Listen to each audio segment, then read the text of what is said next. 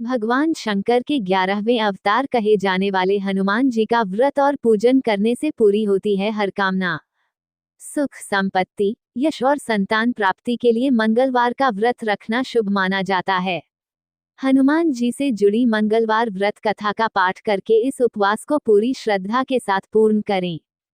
प्राचीन समय की बात है, किसी नगर में एक ब्राह्मण दंपत्ति रहते थे। उनके कोई संतान न होने कारण वह बेहद दुखी थे।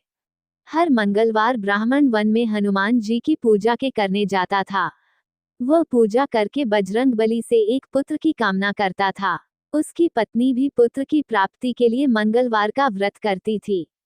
वह मंगलवार के दिन व्रत के अंत में हनुमान जी को भोग लगाकर ही भोजन करती थी। एक बार व्रत के दिन ब्राह्मणी ने भोजन नहीं बना पाया और न ही हनुमान जी को भोग लगा सकी। तब उसने प्रण किया कि वह अगले मंगलवार को हनुमान जी को भोग लगाकर ही भोजन करेगी। वह भूखी प्यासी 6 दिन तक पड़ी रही। मंगलवार के दिन वह बेहोश हो गई।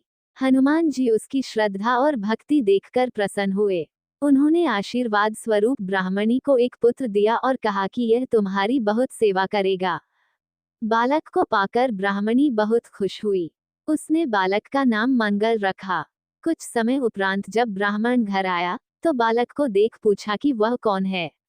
पत्नी बोली कि मंगलवार व्रत से प्रसन्न होकर हनुमान जी ने उसे यह बालक दिया है। ये सुनकर ब्राह्मण को अपनी पत्नी की बात पर विश्वास नहीं हुआ। एक दिन मौका पाकर ब्राह्मण ने बालक को कुएं में गिरा दिया। घर पर लौटने पर ब्राह्मणी ने पूछा कि मंगल कहाँ है। तभी पीछे से मंगल मुस्कुरा कर आ गया। उसे वापस देखकर ब्राह्मण चौंक गया। उसी रात को बजरंगबली ने ब्राह्मण को सपने में दर्शन दिए और बताया कि यह पुत्र उन्होंने ही उसे दिया है।